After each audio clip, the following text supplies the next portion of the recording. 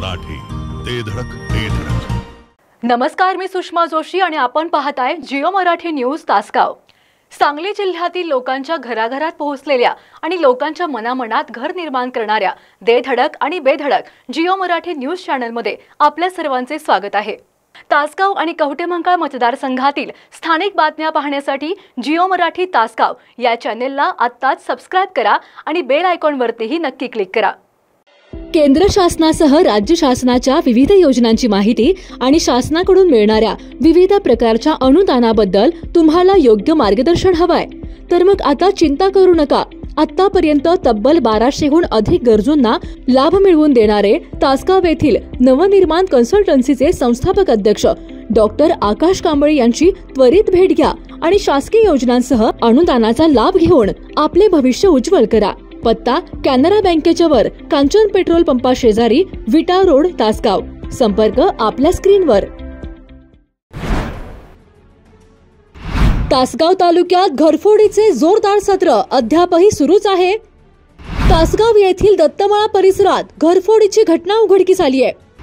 दरवाजाचे कुलूप आणि खिडकीचे ग्रिल तोडून अज्ञात चोरट्यांनी दागिने लंपास केलेत.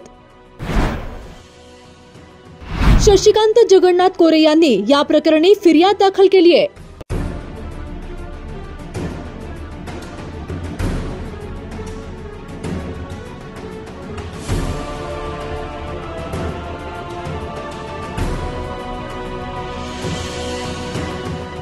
तासगाव येथील दत्तमाळा परिसरात असणाऱ्या दत्त कॉलनीमध्ये घरफोडीची घटना उघडकीस आली आहे. अज्ञात चोरट्याने एका सेवानिवृत्त व्यक्तीच्या घरातून सुमारे 45,000 रुपये किमतीचे सोन्या चांदीचे दागिने लंपास केले आहेत. या प्रकरणी तासगाव पोलीस ठाण्यात शशिकांत जगन्नाथ कोरे वय 68 यांनी फिर्याद दिली आहे. याबाबत तासगाव पोलिसांनी दिलेली माहिती अशी की शशिकांत जगन्नाथ कोरे हे सेवानिवृत्त असून 15 ऑगस्ट रोजी ते बाहेरगावी गेले होते.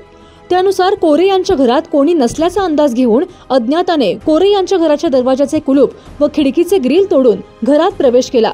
चोरट्याने घरातील 25,000 रुपये किमतीचे सोन्याचे मंगळसूत्र, 5,000 रुपये किमतीची सोन्याची अंगठी तसेच 15,000 रुपये किमतीचे चांदीचे दागिने असा एकूण 45,000 रुपयांचा मुद्देमाल लंपास केलाय. त्यानुसार 300 ग्रॅम वजनाच्या 2 चांदीच्या समई, 250 ग्रॅम वजनाची 2 चांदीची ताटं आणि 50 ग्रॅम वजनाच्या 2 चांदीच्या अर्त्यांचा समावेश आहे. त्यानुसार कोरे यांच्या घरातील सोन्या चांदीचे दागिने लंपास करणाऱ्या अज्ञात चोरट्याविरोधात तासगाव पोलीस ठाण्यात गुन्हा दाखल करण्यात आला असून या प्रकरणी पोलिसांनी तपास सुरू केला आहे. जिओ मराठी, ते धडक ते धडक.